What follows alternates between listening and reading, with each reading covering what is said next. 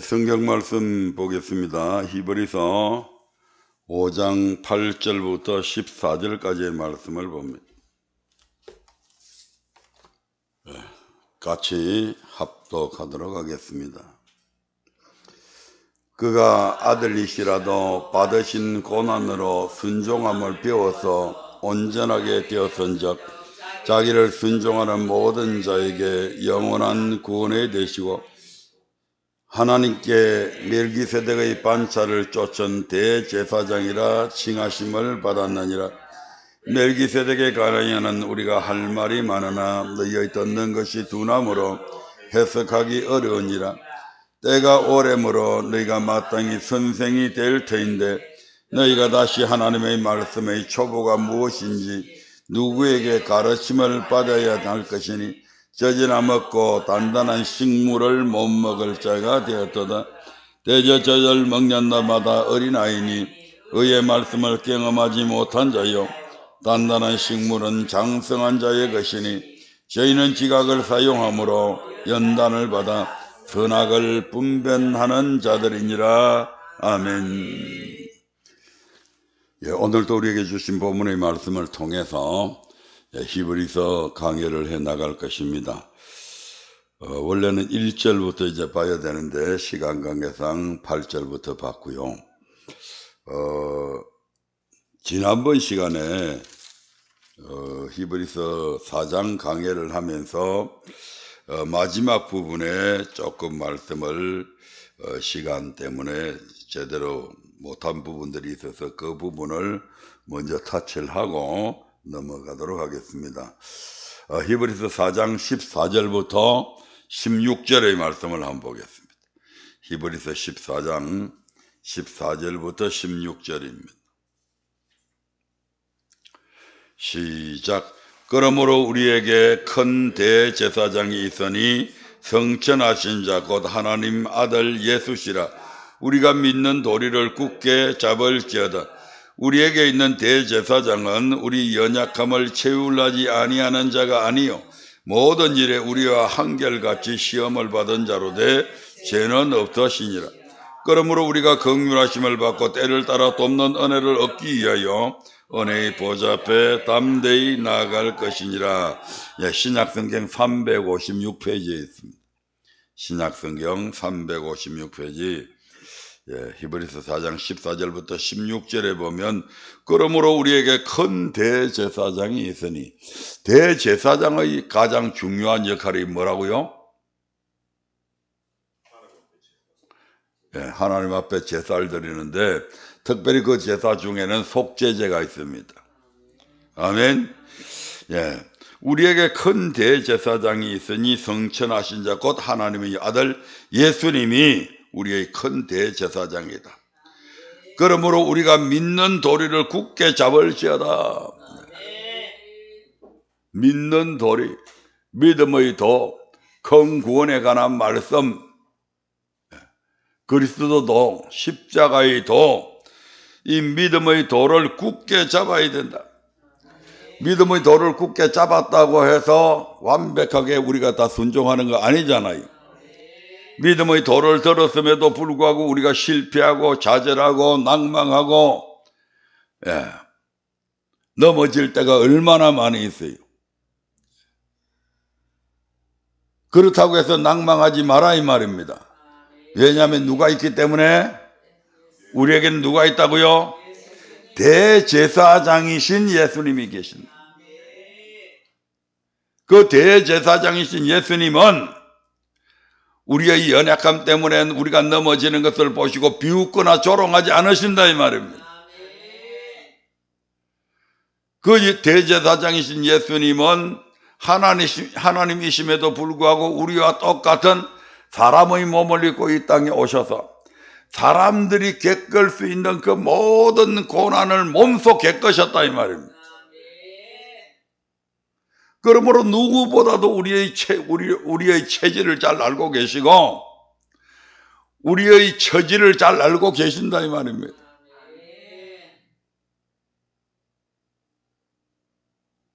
그래서 우리의 처지를 위해서 우리를 불쌍히 여겨주시고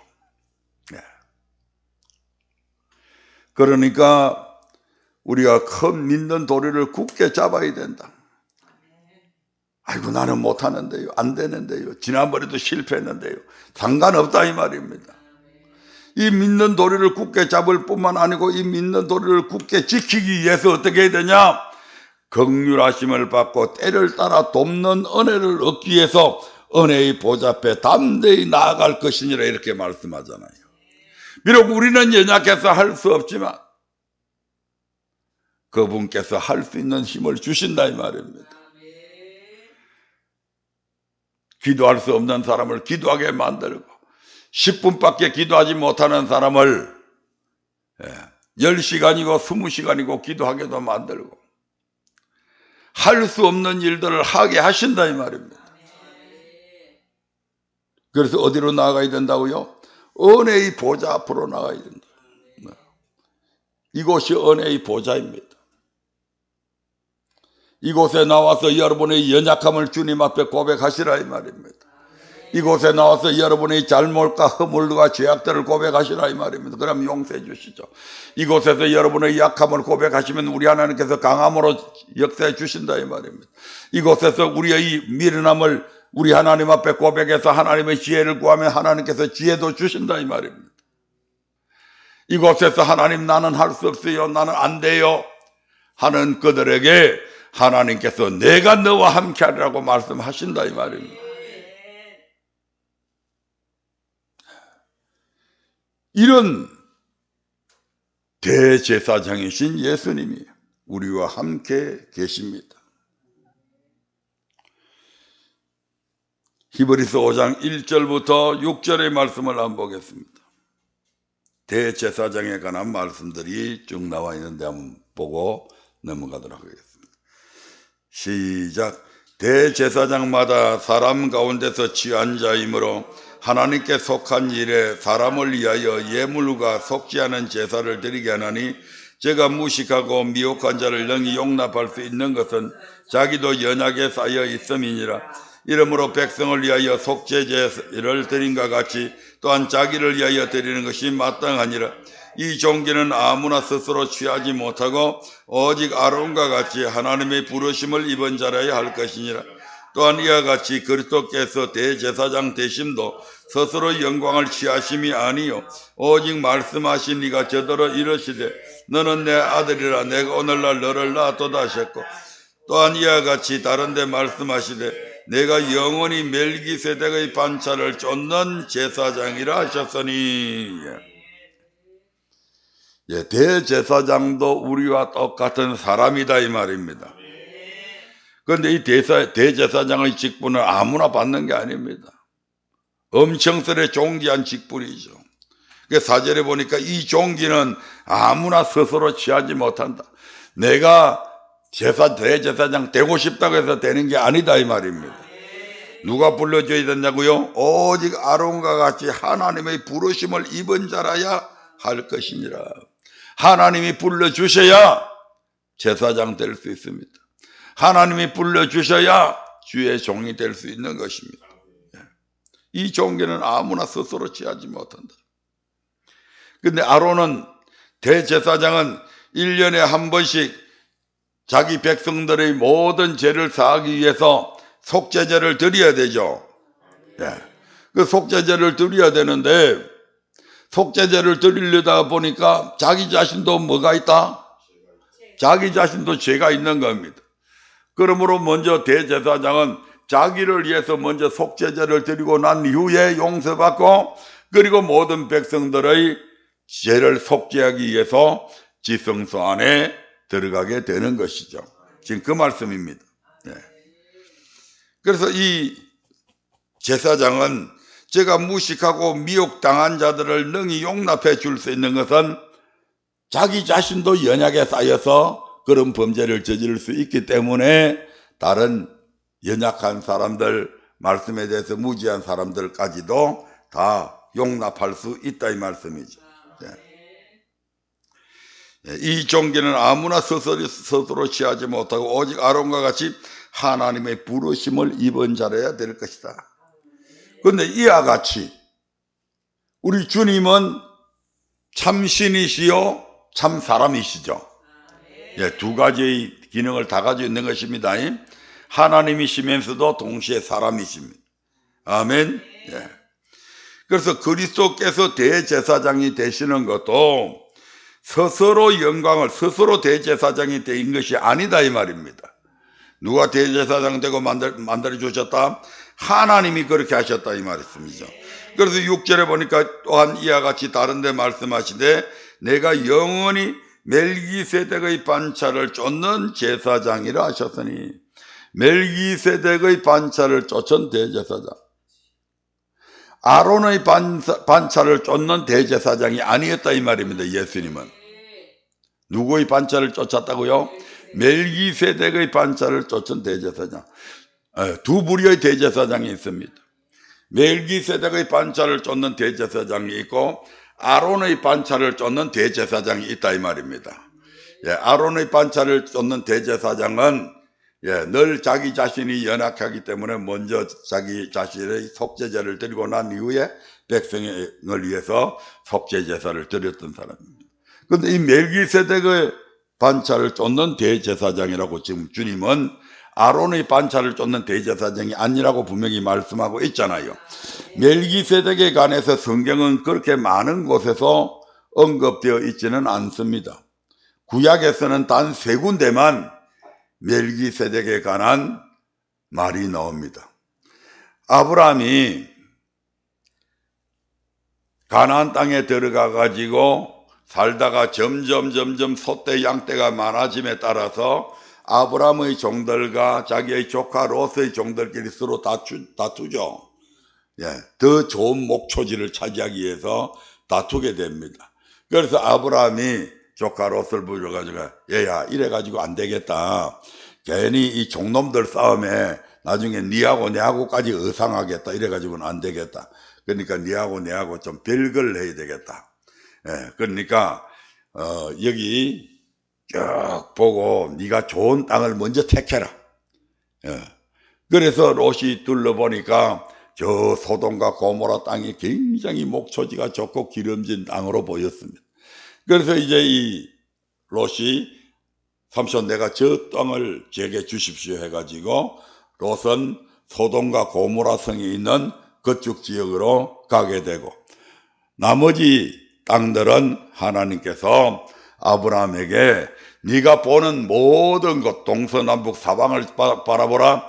그 모든 것을 네가 보는 모든 것들을 내가 네한테 주겠다 해가지고 그렇게 나누어지죠. 야, 그러다가 이제 그 지역에서 전쟁이 일어나게 됩니다. 예, 그돌라오멜이라고 하는 왕을 비롯해서 4부족의 왕들과 그 다음에 5부족의 왕들, 남쪽에 있는 왕들이죠. 아마 그돌라오멜은 북쪽에 있는 북쪽 지역에 가나안 북쪽에 있는 사람들이었고 나머지 5 왕들은 남쪽에 있는 왕들인 것 같아요. 이제 이 사람들이 그동안에 이 북쪽 왕들한테 조공을 바치고 이렇게 하다가 12년 만에 13년이 돼서 배반을 해버립니다. 조공을 안 바치게 되죠. 그러니까 이제 북쪽에 있는 4왕들이 연합해서 남쪽에 있는 5 왕들의 부락을 침공하게 되는데, 침공을 해가지고 이 북쪽 사람들이 이기게 됩니다. 그래서 남쪽에 그 소돔과 고모라 성이든지 이런 데 있는 모든 그 재산이나 이런 것들을 다 자기들이 전리품으로 가져갈 뿐만 아니고, 사람들까지도 자기들이 종들 노예로 이제 끌고 가버리죠. 근데 그 소돔과 고모라 성에 누가 살고 있다고요? 아브라함의 조카인 롯이 살고 있어요. 그래 이제 사람들이 와가지고 당신 친족 조카가 지금 저쪽에 이렇게 포로로 잡혀갔습니다. 통보를 받게 되죠. 그러니까 이제 평상시 때 아브라함은 자기 이제 가솔들 중에서 종들 중에서 318명이나 되는 사람들을 늘 그 전투를 싸움을 전쟁에 대비해서 그렇게 할 수 있도록 훈련을 시켜왔습니다. 그뿐만 아니고 이제 자기하고 또 친한 사람들 그런 사람들하고 같이 연합을 해서 그 북쪽 네 왕들의 나라를 쳐들어가게 되죠. 그리고 이 아브라함이 밤에 급습을 해가지고 적들을 섬멸해버리고 자기 조카로 또 건져내고 그 외에 다른 많은 사람들도 건져내고 다시 빼앗긴 물품까지도 다 찾아오게 됩니다. 그때 이제 찾아오니까 남쪽에 있던 폐하였던 그 왕들이 막 나와가지고 막 박수를 쳐주고 환영을 해줍니다. 그때 그 왕들 중에 살렘 왕 멜기세덱이라고 하는 사람이 나옵니다. 이 사람은 하나님의 제사장이라고 성경은 그렇게 기록이 되어 있습니다. 그래서 이 사람이 나와가지고 전쟁에서 돌아오는 아브라함을 맞아서 떡과 포도주를 준비해서 그 모든 군사들에게 먹이게 되죠. 그러면서 이제 그가 당신이 이러한 적들을 이길 수 있었던 것은 바로 하나님께서 그 사람들을 당신의 손에 붙였기 때문이다. 그렇게 이제 이야기하니까 아브라함이 자신이 가지고 있던 얻은 그 전리품 중에서 10분의 1을 멜기세덱에게 그렇게 11조를 드리는 거죠. 소위 말해서. 그러니까 모세의 율법이 있기 훨씬 이전에 그들이 생성되기도 전에 아브라함은 이미 멜기세덱에게 11조를 드렸습니다. 11조를 드렸다고 하는 것은 멜기세덱이 훨씬 아브라함보다 높은 위치에 있다 이 말입니다. 창세기 14장 18절 20절 말씀을 통해서 확인해 보도록 하겠습니다. 창세기 14장 18절입니다. 시작. 살렘 왕 멜기세덱이 떡과 포도주를 가지고 나왔으니 그는 지극히 높으신 하나님의 제사장이었더라. 20절. 시작. 너희 대적을 내 손에 붙이신 지극히 높으신 하나님을 찬송할지로다 하며 아브라함이 그 얻은 것에서 10분 1을 멜기세덱에게 주었더라. 그러고 나서 세월이 한참 흘러갑니다. 다윗 시대에 다윗은 그의 시편을 통해서 장차 멜기세덱의 반차를 쫓아 영원한 제사장이 나타날 것을 예언하게 됩니다. 시편 110편 4절입니다. 시작. 여호와는 맹세하고 변치 아니하시리라 이러시기를 너는 멜기세덱의 반차를 쫓아 영원한 제사장이라 하셨도다. 그냥 단지 다윗이 십기를 노래한 게 아니다 이 말입니다. 바로 장차 멜기세덱의 반차를 쫓은 영원한 제사장이 나타날 것을 이 말씀을 통해서 예언하고 있는 겁니다. 그리고 여기 히브리서 우리가 5장에서 이 멜기세덱의 반차를 쫓아낸 영원한 제사장이 바로 그리스도이심을 증거하고 있다 이 말입니다. 히브리서 5장 1절부터 6절의 말씀을 보겠습니다. 시작. 대제사장마다 사람 가운데서 취한 자이므로 하나님께 속한 일에 사람을 위하여 예물과 속지 않은 제사를 드리게 하나니 제가 무식하고 미혹한 자를 능히 용납할 수 있는 것은 자기도 연약에 쌓여 있음이니라. 이러므로 백성을 위하여 속죄제를 드린과 같이 또한 자기를 위하여 드리는 것이 마땅하니라. 이 종교는 아무나 스스로 취하지 못하고 오직 아론과 같이 하나님의 부르심을 입은 자라야 할 것이니라. 또한 이와 같이 그리스도께서 대제사장 되심도 스스로 영광을 취하심이 아니요 오직 말씀하신 이가 저더러 이르시되 너는 내 아들이니 오늘날 내가 너를 낳았다 하셨고 또한 이와 같이 다른 데 말씀하시되 내가 영원히 멜기세덱의 반차를 쫓는 제사장이라 하셨으니.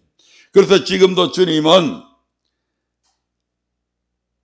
죽지 않으시죠? 십자가에 죽으신 이후로 이제는 죽지 않으신 몸이 됐습니다. 그렇기 때문에 이 멜기세덱의 반차를 쫓는 영원한 제사장이 된 겁니다.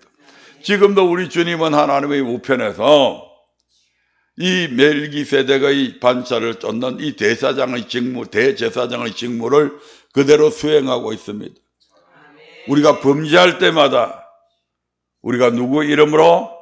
예수의 이름으로 우리가 기도하잖아요. 그럴 때마다 주님께서 우리의 기도를 들으시고 우리의 허물과 죄악을 사실 뿐만 아니라 우리가 마음에 소원하는 그 모든 것들에 우리 주님께서 귀 기울이시고 응답해 주신다 이 말씀입니다. 히브리서 5장 7절부터 11절의 말씀을 한번 보겠습니다. 주님께서 이제 영원한 멜기세덱의 반차를 쫓는 제사장이 되기 이전에 이 지상에 계셨을 때에 우리 주님께서 어떤 일들을 당하셨는지 한번 보자 이 말입니다. 시작. 그는 육체에 계실 때에 자기를 죽음에서 능히 구원하실 이에게 심한 통곡과 눈물로 간구와 소원을 올렸고 그의 경외하심을 인하여 도로심을 얻었느니라. 그가 아들이시라도 받으신 고난으로 순종함을 배워서 온전하게 되었은즉 자기를 순종하는 모든 자에게 영원한 구원의 근원이 되시고 하나님께 멜기세덱의 반차를 쫓은 대제사장이라 칭하심을 받았느니라. 거기까지 한번 보겠습니다. 그는 육체에 계실 때에 자기를 죽음에서 능히 구원하실 이에게 심한 통곡과 눈물로 간구와 소원을 올렸고, 언제 그렇게 하셨다고요? 육체에 계실 때 어느 시점에? 십자가에 돌아가셨을 때? 가시기 전에 어디에서? 겟세마네 동산에서. 이제 십자가를 조금 뒤면 잡혀가서 내일이면 십자가에 달려 돌아가셔야 됩니다. 그런데 이제 예수님께서 막상 그 순간이 다가오니까 너무너무 두렵고 떨렸던 거예요. 예수님은 신이신가 동시에 뭐라고요? 인간이다 이 말입니다. 사람이다 이 말입니다. 어느 사람치고 죽음을 두려워하지 않는 사람이 없다 이 말입니다. 그래서 주님께서 그 두려움 때문에 도저히 십자가를 질 수 있는 그런 자신감들이 사라져버렸어요. 그래서 그 겟세마네 동산에서 우리 하나님 앞에 심한 통곡과 눈물로 간구와 소원을 올렸고, 우리가 기억하죠? 예수님이 그 기도할 때에 어느 정도 땀이 뭐처럼? 핏방울처럼. 땀은 그냥 배어 나오지만 핏방울은 두두두둑 떨어지잖아요. 그냥 그런 정도로 땀방울이 그냥 핏방울 떨어지듯이 떨어지면 그렇게 얼마나 용을 쓰냐 이 말입니다. 하나님 앞에 첫 번째 기도합니다. 하나님, 할 수만 있으면 이 잔을 내게서 비껴가게 해주십시오. 그러나 내 원대로 하지 말고 아버지의 원대로 하십시오. 그리고 1시간 동안 기도했는데 예수님이 그렇게 힘들게 기도해 보신 적이 없거든요. 그리고 1시간 딱 기도하고 나서 도저히 힘들어서 다시 일어나서 제자들한테 오니까 제자들은 이미 잠이 들어있죠. 피곤해서. 야, 너희가 나를 위해서 1시간 동안도 기도해 줄 수 없었냐? 그러면서 다시 또 가서 기도하게 되죠. 두 번째 기도하는데도 얼마나 여러분 기도 잘 안 될 때 있죠. 기도를 지금 열심히 해야 되는데 기도가 잘 안 될 때가 있잖아요. 그럴 때 그 벽을 뚫어내야 되는데 주님께서 1시간 동안 계속 그 기도를 드리면서 씨름하잖아요. 근데 1시간 하고 나서 또 일어나가지고 힘들어서 또 제자들한테 와보니까 또 자고 있는 겁니다. 그리고 너희들이 피곤해서 그렇구나 하고 다시 또 가서 기도하게 되죠. 세 번째 기도하실 때는 얼마나 주님께서 심한 통곡과 눈물로 하나님 앞에 얼마나 간절하게 기도했던지 땀이 핏방울처럼 떨어지는 그런 기도를 하잖아요. 그때 하나님께서 그 기도를 들으시고 천사들을 보내서 예수님께 새 힘을 공급해 주시잖아요. 그래서 이제 주님께서 거기에서 다시 자신감을 회복하시고 그리고 이제 십자가를 질 수 있는 그런 담대함이 생겨졌잖아요. 그걸 제자들한테 와가지고 야, 이제 일어나라. 그렇게 해서 딱 제자들이 일어나니까 마침 횃불을 들고 막 그 가룟 유다가, 예수님을 판 가룟 유다가 군병들을 이끌고 막 거기에 등장하게 되죠. 그때 이제 기도하지 않았던 제자들은 막 혼비백산해가지고 막 어찌할 바 모르는데 예수님은 오히려 너희들이 칼과 몽둥이를 가지고 나를 잡으러 왔냐? 내가 너희들 가운데 다닐 때 너희들이 그렇게 하지 않았지 않냐? 또 그런 와중에 그냥 베드로가 말고라고 하는 대제사장의 종의 머리를 칼로 갖고 내리쳤는데 귀가 떨어져 나가버리잖아요. 그 예수님께서 금 꽂아라. 그러면서 그 떨어진 귀를 다시 붙여주시죠. 그렇게 하면서 이제 뭐 반항도 안 하고 담담하게 그 십자가를 지을 수 있는 길로 나가게 됩니다. 그걸 가리켜서 지금 여기에 심한 통곡과 눈물로 강구와 손을 올렸고 그의 경외하심을 인하여 더러심을 얻었느니라. 하나님께서 응답하셨다 이 말입니다. 자, 8절에서 그가 아들이시라도 받으신 고난으로 순종함을 배워서 온전하게 되었은즉 자기를 순종하는 모든 자에게 영원한 구원의 근원이 되시고 하나님의 아들이신 예수님도 뭘 통해서? 고난을 통해서 순종을 배웠다 이 말입니다.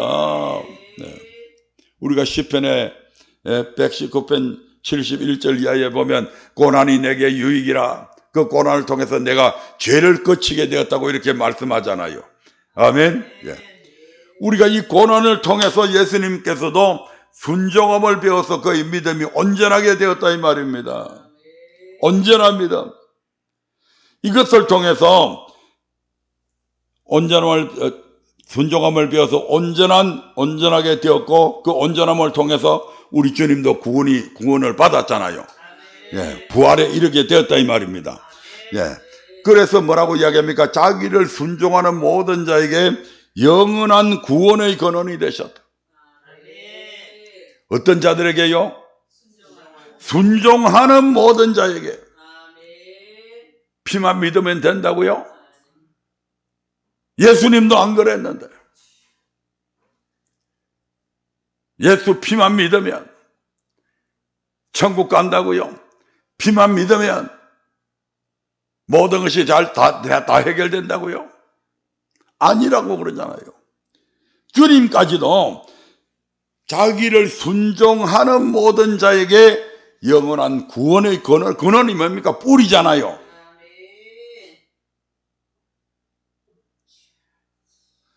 우리 주님까지도 그가 아들이시라도 온전한 순종을 통해서 구원받았다면, 이것이 구원의 근거가 된다면 우리 또한 온전한 순종을 통해 구원받는 것은 너무나 당연한 일이다 이 말입니다.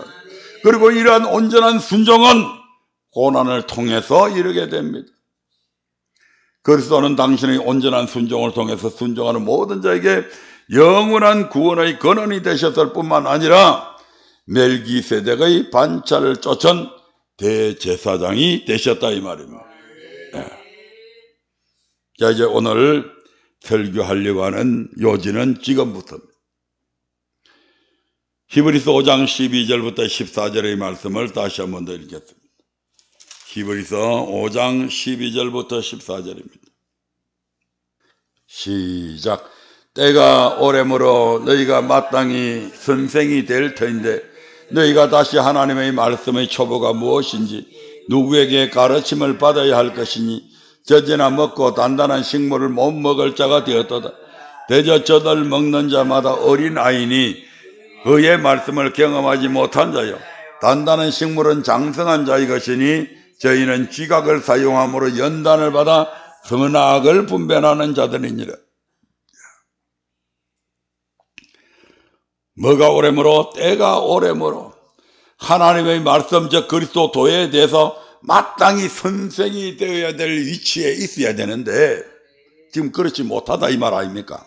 아멘. 때가 오래므로, 즉 신앙의 연륜이나 직분으로 볼 때 장로가 되고 권사가 되고 목사가 되어서 이런 직분을 받았으면 그리스도 도에 대해서 마땅히 장성한 분량에 이르러서 선악을 분별할 수 있는 믿음을 가지고 있어야 됨에도 불구하고 잘못 배우고 잘못 가르침으로 인해서 여전히 어린아이와 같이 젖만 먹고 단단한 식물을 못 먹을 자가 되어 있다 이 말입니다. 다른 말로 의의 말씀을 경험하지 못하고 여전히 그리스도의 초보에만 머물고 있게 되었다는 이 말입니다. 여기에서 어린아이는 영어 성경을 보니까 children이 아니고 베이비로 되어 있습니다. 그러니까 아주 갓난 애기들 얘기하는 거잖아요. 어린이 children 우리가 알도 어린이는 그래도 어느 정도 뭐 유치원이나 뭐 이런 데 다니면 어린이라고 그러지만 그보다 더 아주 이 유아들은 그냥 베이비라고 그러잖아요. 그러니까 베이비로 되어 있다. 때가 오래므로 적신앙의 연륜이나 직분으로 볼 때 10년, 20년, 30년 신앙생활을 했으면 마땅히 그리스도에 대해서 하나님의 말씀에 대해서 초보가 아닌 선생이라고 하는 그런 위치에 남을 이제 가르쳐주고 다른 초신자들 들어오면 가르쳐주고 이렇게 해야 될 위치에 있어야 될 사람들이 여전히 어린아이처럼 젖만 먹고 단단한 식물을 못 먹을 자가 되었다. 참 한심한 거죠. 참으로 한심한 성도들입니다. 목회자의 입장에서 교회의 장로가 되고 권사가 되었음에도 불구하고 여전히 이제 교회에 갓 나온 초신자처럼 행동한다면 이보다 더 답답한 노릇이 어디 있겠냐 이 말입니다.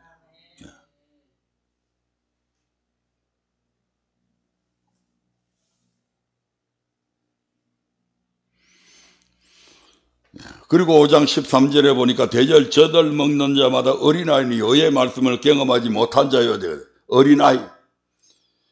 의의 말씀을 경험하지 못하고 선악을 분별하지 못하는 자들을 가리켜서 어린아이라고 그렇게 말씀하고 있는 겁니다. 어떤 부류의 사람들이 어린아이인지 고린도전서에서는 더 상세히 기록이 되어져 있습니다. 고린도전서 3장 1절부터 2절을 한번 볼까요?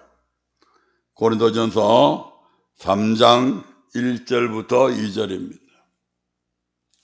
천천히 같이 읽어보겠습니다. 시작. 형제들아, 내가 신령한 자들을 대함과 같이 너희에게 말할 수 없어서 육신에 속한 자 곧 그리스도 안에서 어린 아이들을 대함과 같이 하노라. 내가 너희를 젖으로 먹이고 밥으로 아니하였노니 이는 너희가 감당치 못하였음이거니와 지금도 못하리라. 어린아이들에게는 어린아이가 먹을 수 있는 그런 부드러운 음식을 먹여줘야 되잖아요. 사랑스럽다고 해가지고 얼음 먹는 영양가 있다고 그래가지고 소고기 먹이면 죽잖아요. 지금 사도 바울이 뭐라고 이야기합니까? 내가 신령한 자들을 대함과 같이 너희들에게 말할 수 없다. 왜냐하면 너희가 보니까 육신에 속한 자들이다. 육신에 속한 자는 어떤 자들이냐? 그리스도 안에서 어린 아이들이다 이 말입니다. 어떤 사람이 어린 아이라고요? 그리스도 안에서 어린 아이들은 육신에 속한 자들이다. 육신을 쫓아 사는 자들이다. 육신의 생각에 사로잡혀 있는 자들이다. 그들의 사회적인 명성이나 지위나 능력이나 권세나 상관없습니다. 교회 안에 장로님들 중에 뭐 법관 출신도 있고 판사도 있고 검사도 있고 교수도 있고 재벌도 있고 세상적으로 보면 굉장히 유력한 사람들이 명망 있는 사람들이 많이 있을 수 있다 이 말입니다. 하지만 그들이 육신에 속해 있다면 그들은 그리스도 안에서 뭐라고요? 어린 아이들이다. 신앙적인 면에서 그렇다 이 말입니다. 이 육신을 쫓는 모든 이들이 바로 이 어린아이에 속해 있다 이 말입니다. 그래서 사도 바울은 그들에게 젖으로 먹이고 밥으로 아니하였노니 이는 너희가 감당치 못하였음이거니와 지금도 못할 것이다. 로마서 8장 5절부터 8절에서는 육신을 쫓는 자에 대해서 쭉 이렇게 말씀을 하고 있습니다.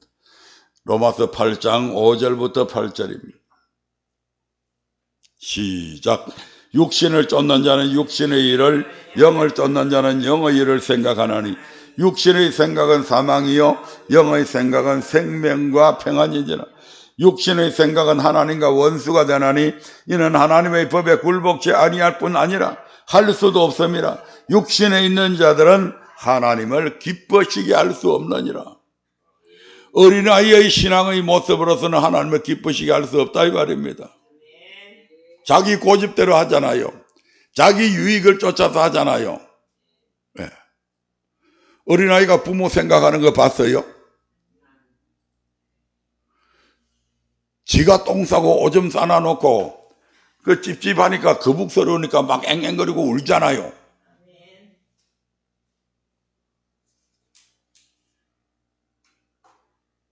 누가 똥을 쌌어요?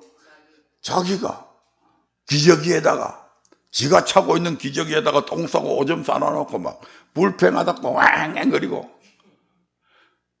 어른처럼 배가 고프면 그냥 밥을 찾아 먹든지 음식을 사 먹으면 되는데 배고프다고 그냥 밤새도록.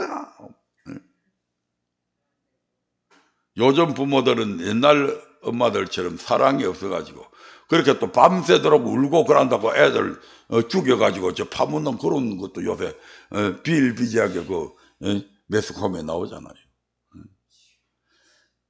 그 귀찮다 이 말이죠. 자기밖에 모르는 거예요. 자다가 보면 이 아들 울음소리 때문에 얼마나 선잠을 많이 깹니까? 예? 제대로 깊은 잠 제대로 못하잖아요. 조금 잠들락 하면 이놈이 뽀시락거리고 앵앵거리면 또 일어나서 젖 물려야 되고 우유 타서 마시게 해줘야 되고. 이게 어린아이들입니다. 그런데 교회에 와서 신앙의 연륜이 오래되었음에도 불구하고 장로가 되고 심지어 목사가 되고 권사가 되었음에도 불구하고 교회 안에 들어와서 무슨 조그만 어려운 일이 있으면 지가 감당해야 되임에도 불구하고 너한테 핑계대고 왱왱거리고 떠들고. 아침에 기도하면서 내가 가만히 생각해 보니까 내가 옛날에 그랬더라고. 내가 장로도 안 된 게 그 당시에는 안수집사 제도가 없었으니까 안수집사도 아닌데 이제 그 뭐 장로로 세운 내 만에 가고 이제 그런 얘기가 떠들 때 교회 무슨 총회할 때고 제가 한 해 동안 교회에 전도된 사람들 명단을 쫙 뽑아봤어요. 100몇십 명이 되더라고. 근데 그 연말 다 돼가지고 쭉 보니까 여전히 성도 숫자가 그대로라. 그래가지고 그 재직들 앞에 나가가지고 도대체 목사님은 뭐하고 전도사들은 뭐 했느냐고 아침에 기도하는데 그 생각이 팍 들면서 그럼 니는 뭐 했네 이 자식아? 니 한 해 동안에 그 전도 니 몇 명 했네? 이 생각이 그냥 빡 들어오는데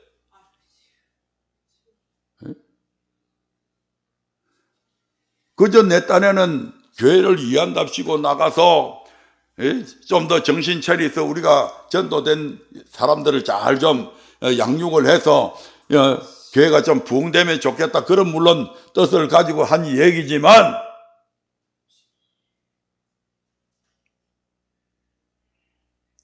내가 비판할 수 있는 그런 선은 아니다 이 말입니다. 내 딴에는 이해서 한다고 했지만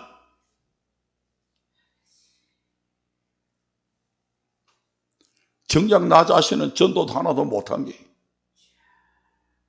한 해 동안 나는 한 명도 못했더라고요.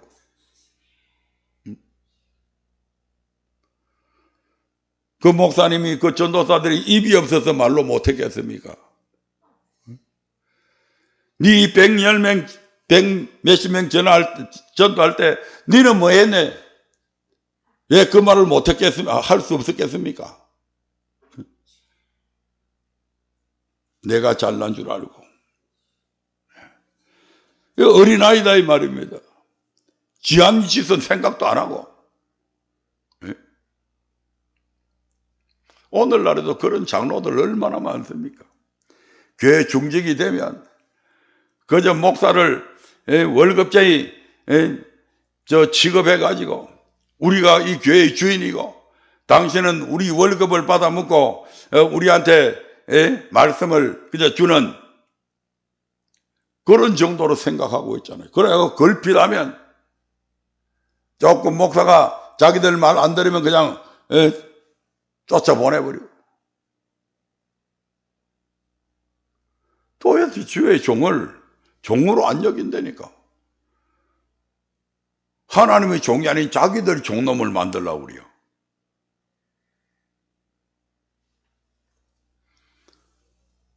그런 사람들이 뭐라고요? 어린아이다 이 말입니다. 그 누가 그렇게 만들었다고요? 잘못 가르친 목사가 그렇게 만들었다니까요. 목사들이 그렇게 가르쳤잖아요. 목사들이 장로들한테 그렇게 가르쳤고 그렇게 가르침을 받은 장로들이 이제는 목사를 월급쟁이 취급하고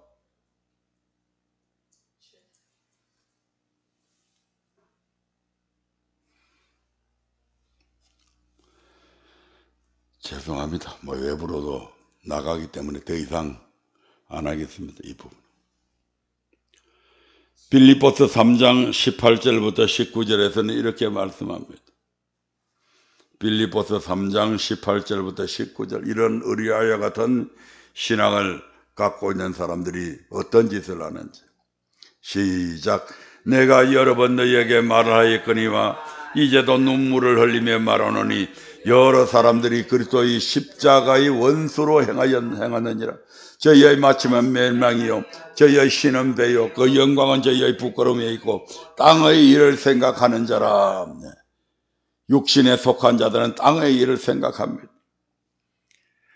그래서 여러 사람들이 그리스도의 십자가의 원수로 행한다. 안 믿는 사람들이 그렇게 하는 것이 아니고 교회 안에 성도들이 그리스도 십자가의 원수로 행한다. 자기들은 그리스도를 이해한다 하면서도 오히려 그리스도를 대적하는 짓을 한다 이 말입니다. 그들의 마침이 뭐라고요? 멸망이다. 그들의 신은 뭐라고요? 배다. 신이 배라고 하는 것은 욕심으로 가득한 먹을 거, 마실 거, 입을 거, 이 땅의 것들, 그런 것들로 욕심내는 것으로 가득 찬 배. 소위 말하는 물질이나 이런 모든 것들이 그 사람들이 신이 되어 있다 이 말입니다. 그 영광은 저희의 부끄러움에 있고 땅의 일을 생각하는 자다. 여러분 땅의 것에 너무 집착하지 마십시오.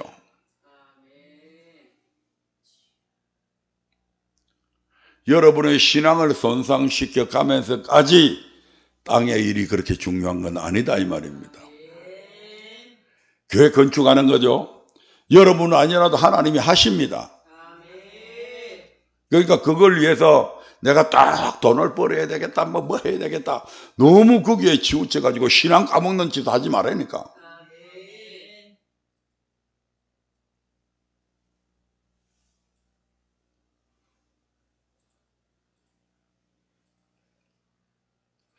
골로새서 3장 1절부터 6절의 말씀도 한번 보겠습니다. 골로새서 3장 1절부터 6절입니다. 시작. 그러므로 너희가 그리스도와 함께 다시 살리심을 받았으면 위의 것을 찾으라. 거기는 그리스도께서 하나님 우편에 앉아 계시느니라. 위의 것을 생각하고 땅의 것을 생각지 말라. 이는 너희가 죽었고 너희 생명이 그리스도와 함께 하나님 안에 감추었음이니라. 우리 생명이신 그리스도께서 나타나실 그때에 너희도 그와 함께 영광 중에 나타나니라. 그러므로 땅에 있는 지체를 죽이라. 곧 음란과 부정과 사욕과 악한 정욕과 탐심이니 탐심은 우상 숭배니라. 이것들을 인하여 하나님의 진노가 임하느니라. 이제 그리스도와 함께 다시 살리심을 받았으면 다시 예수 믿고 구원 받았으면 이 말입니다. 죄에서 구원 받았다면 이제부터는 위의 것을 찾아라. 땅의 것 생각하지 마라. 땅에 있는 지체 죽이라. 땅에 있는 지체가 뭘 추구한다고요? 음란과 부정과 사욕과 악한 정욕과 탐심 이런 것들을 추구하는 것이 땅에 있는 지체고 육신이 추구하는 것들이라 이 말입니다. 이건 예외가 없습니다. 여러분 요즘 성희롱 사건들 터졌다면 힘 없는 사람이 아니고요. 건세 있고 명망 있고 명예로운 사람들 얼마나 많이 나옵니까? 물론 그 사람들 있는 게 아니겠지만 수많은 국회의원들 장관들 법관들 별별 사람들 거기에 다 나오잖아요. 그 직위하고 상관없다니까. 이런 땅에 있는 거기에 육에 속한 이런 정욕들은요, 우리 이성으로 통제가 안 됩니다. 이게 이성으로 통제 안 된다니까. 아, 이건 옳은 거구나 해서 옳은 거 따라가고 그리 안 된다니까요.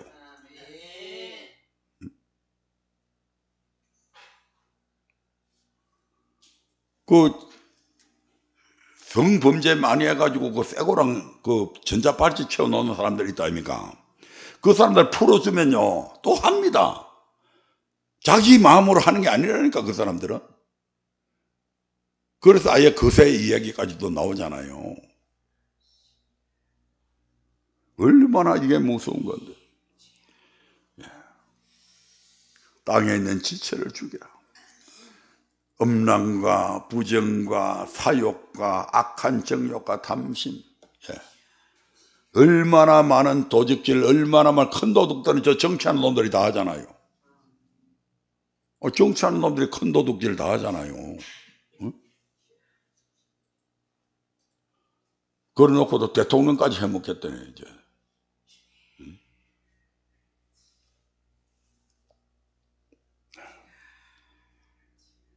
이게 어린아이입니다.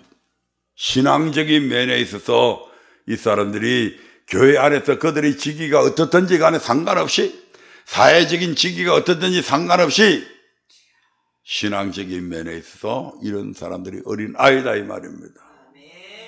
이 어린아이의 틀에서 빨리 벗어나야 돼. 하나님의 말씀에 대해서도 어린아이, 말씀을 모르니까 이런 짓을 한다 이 말이지.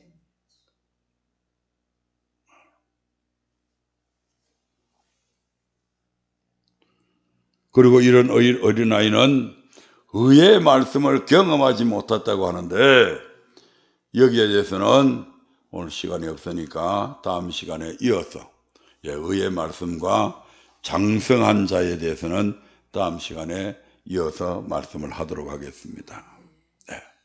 우린 자라나야 됩니다. 살아있는 모든 것들은 자라납니다.